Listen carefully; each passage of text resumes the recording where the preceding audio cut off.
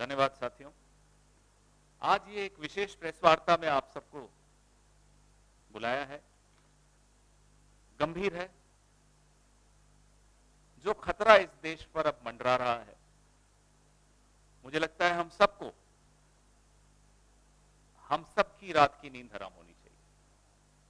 मुंह में राष्ट्रवाद, बगल में छुरी। उदयपुर में हुई विभत्स घटना के संदर्भ में कल एक मीडिया ग्रुप ने एक बहुत ही सनसनीखेज खुलासा किया। जब वो खुलासा हुआ तो उसके बाद हम लोगों ने भी कुछ रिसर्च की। इस खुलासे में उदयपुर में जो कन्हैयालाल की जो जघन्य हत्या हुई थी, उसका मुख्य आरोपी रियाज अटारी, उसके संबंध भारतीय जनता पार्टी के नेताओं के साथ, उन संबंधों का यह खुलासा कल टीवी पर हम सबने देखा और फिर सोशल मीडिया पर उस पर काफी चर्चा भी हुई और उसके बाद हमने रिसर्च की और नए तथ्य सामने आए। रियाज अटारी राजस्थान में भारतीय जनता पार्टी के कद्दावर नेता, पूर्व गृह मंत्री राज्य के गुलाब चंद कटारिया जी के अनेक कार्यक्रमों में शामिल होते थे। वो तस्वीरें आप सबके सामने आपको दी जाएंगी।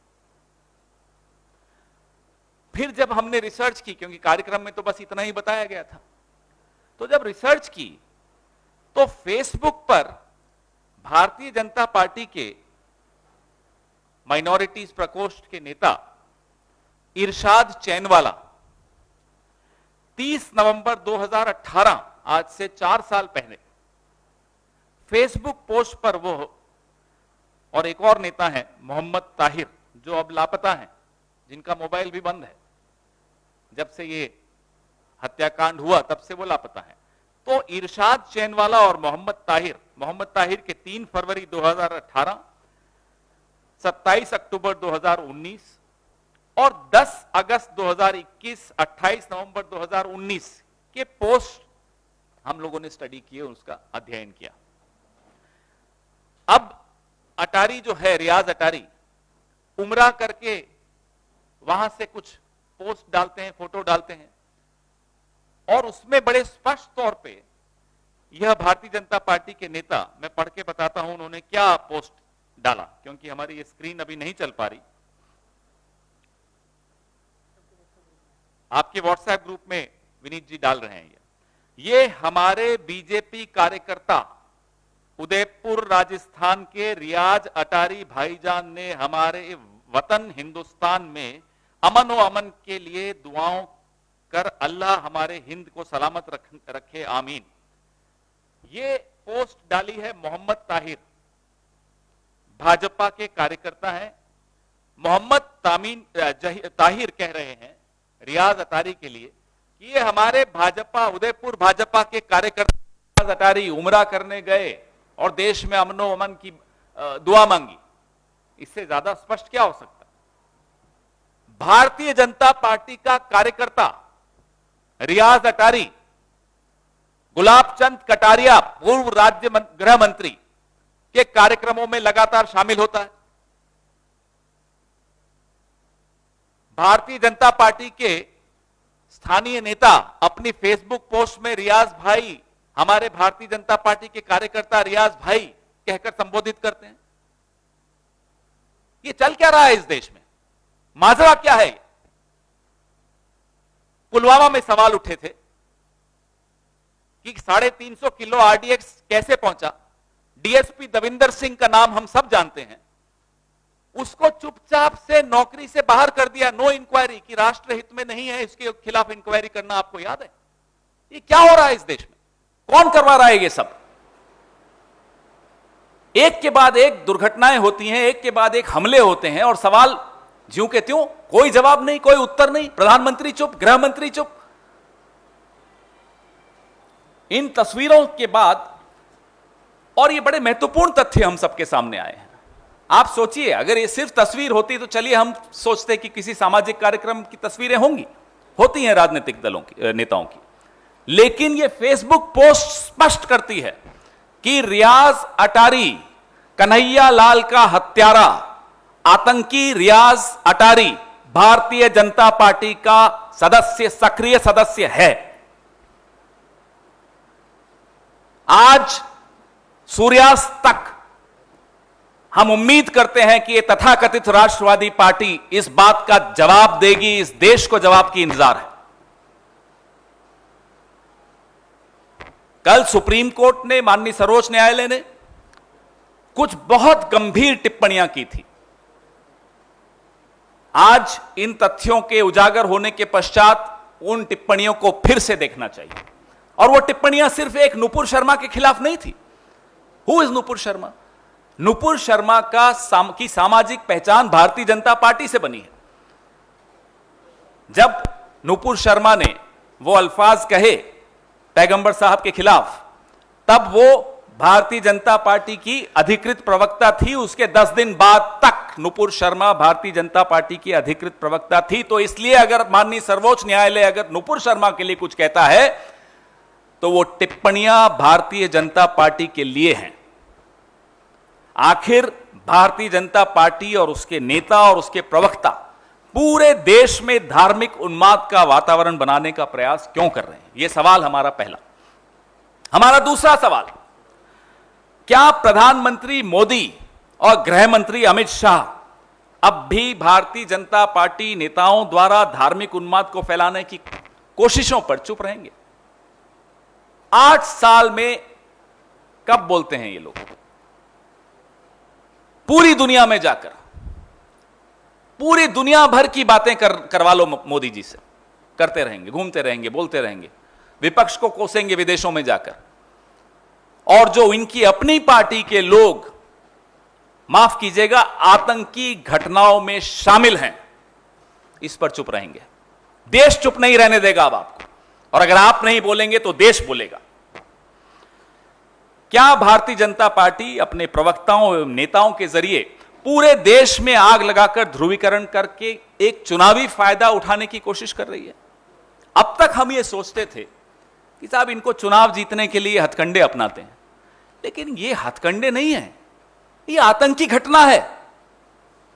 देश को तोड़ रहे हैं, आपस में हमें लड़वा रहे हैं, और इतने बड़े षड्यंत्र में भारतीय जनता पार्टी का एक सक्रिय सदस्य सरेआम आरोपी है, सरेआम शामिल है। आपने सबने देखा, जो ही उदयपुर में यह हत्याकांड हुआ, केंद्र ने एनआईए को यह जांच सौंपने की बात की। हमारे मुख्यमंत्री ने तुरंत इसका स्वागत किया, हम सब ने इसको स्वीकार किया। लेकिन अब ये नए तथ्यों के उजागर होने के पश्चात सवाल उठता है, और बड़ा गंभीर सवाल उठता है, ये हमारा आखिरी सवाल है, क्या भारतीय जनता पार्टी की केंद्र की सरकार ने इन्हीं कारणों से डरकर जल्दबाजी में एनआईए को यह केस सौंपने का निर्णय लिया? कारण क्या था? यह सवाल, एक एक सवाल बहुत गंभीर है, क्योंकि इसमें देश की सुरक्षा, देश का एक रहना, अखंडता का सवाल आता है। और मैंने आपको पुलवामा का उदाहरण जानबूझकर दिया, आज तक जवाब नहीं मिला है। डीएसपी देविंदर सिंह का आज तक, माफ कीजिएगा, मीडिया ने इतना पूछने की भी हिम्मत नहीं की कि देविंदर सिंह के खिलाफ कार्रवाई क्यों नहीं हो रही, क्यों चुपचाप उसको नौकरी से बाहर कर दिया, और क्यों उसके ऑर्डर में है कि देश हित में यह आवश्यक है कि इनके खिलाफ कोई इंक्वायरी ना हो। वो ऑर्डर भी मैं आपको अभी साझा करता हूं, विनीत भाई, मैं आपको भेज रहा हूं, वो भी इनसे आप साझा करिएगा। आपके सवाल इसी मुद्दे पर हो तो ज्यादा अच्छा रहेगा।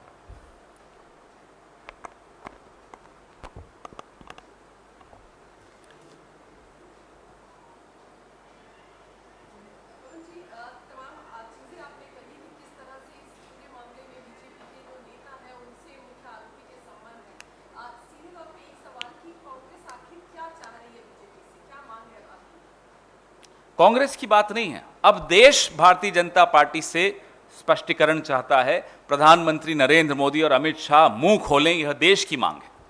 यह बहुत गंभीर बातें हैं। सिर्फ चित्र होना किसी सामाजिक कार्यक्रम में, वो अलग बात होती है। वो हो सकता है, आप पत्रकार हैं, आपके साथ भी कोई लोग चित्र खिंचवाते हैं, अपना सेल्फी खिंचवाते हैं। यह तो और ज्यादा गंभीर है कि फेसबुक पोस्ट पे लिखा जा रहा है कि रियाज अटारी भारतीय जनता पार्टी उदयपुर के कार्यकर्ता उमरा गए, वहां उन्होंने यह सब दुआएं मांगी। आज की नहीं है ये पोस्ट, 2018, 19, 20, 21 ये तमाम पोस्ट मैं आपको भेज रहा हूं।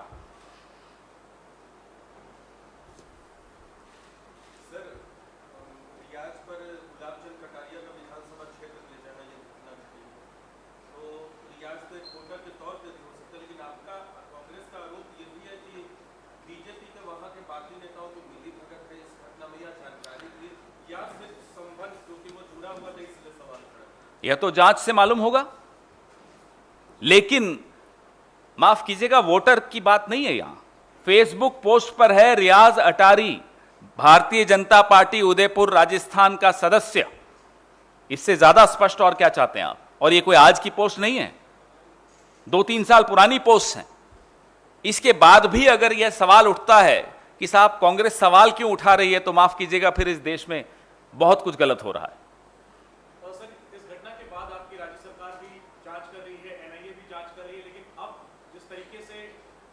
आरोपी के बीजेपी कनेक्शन की बात सामने आई है, आप लोगों ने भी सवाल उठाए हैं, तो अब आप किस तरह की जांच की मांग करेंगे?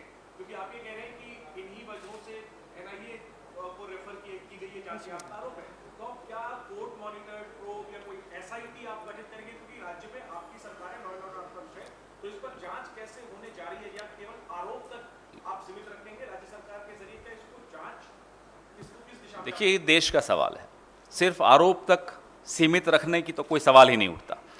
माननीय मुख्यमंत्री अशोक गहलोत जी के संज्ञान में यह तथ्य आए हैं, सरकार है वो सलाह मशविरा करके नियम कानून सम्मत कदम उठाएगी और आपको बहुत जल्दी उसकी जानकारी भी दी जाएगी।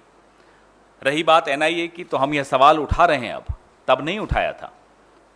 तब स्वागत किया था अशोक गहलोत जी ने भी, और उन्होंने कहा था कि मेरी पुलिस और मेरा प्रशासन एनआईए को पूरा समर्थन देगा, पूरा सहयोग देगा, और हमने इस मंच से बैठकर एनआईए को सुपुर्द करने का स्वागत किया था। लेकिन ये नए तथ्यों के पश्चात एक बहुत बड़ा सवाल उठता है कि ये एनआईए का निर्णय केंद्र सरकार ने कुछ घंटों में ही लिया था, तो क्या इन तथ्यों को छिपाने के लिए लिया था?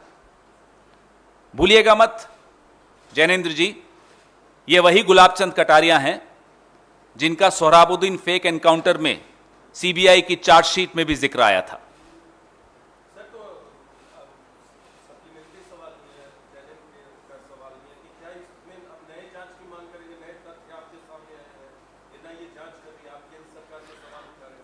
हम केंद्र सरकार से तो जांच की मांग नहीं कर रहे, हम केंद्र सरकार से जवाब की मांग कर रहे हैं। और रही बात जांच की, तो जैसा मैंने कहा, मुख्यमंत्री अशोक गहलोत जी के संज्ञान में ये नए तथ्य आए हैं।